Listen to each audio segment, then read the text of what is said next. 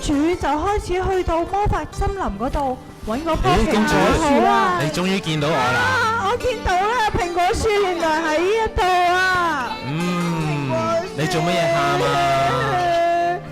你話俾我聽，嗰啲小朋友點解公主喊嘅？只要你哋話俾我聽，你哋做過啲咩好事，咁我就可以收集正能量噶啦。好啦，小朋友，你哋有冇做過好事啊？你做過咩好事啊？就要幫公主變翻個魔術蘋果出嚟。好，咁仲有冇其他小朋友講俾我聽，佢有做過啲咩好事可以幫到公主嘅咧？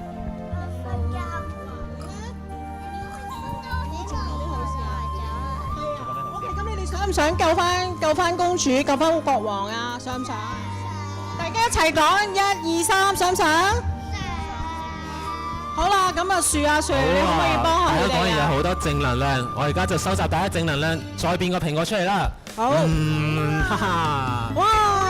終於有好蘋果可以救翻父王啦！多謝啊，各位小動物，不如你哋同我一齊翻皇宮救父王啊！你帶佢行條路嗎？好啦，我哋就行咯喎。我哋要翻皇宮啊！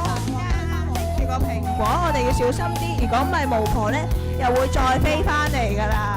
好啦，我哋快啲翻去啦，皇宮。咦？我哋要快啲翻去皇宮啦。好啦，翻到嚟皇宮啊！我翻到嚟啦，我仲帶埋好多小動物翻嚟。你快啲食咗個魔法蘋果，咁你睇下先，好食好食好食，多謝咁多小動物啊！真係多謝晒你哋啊！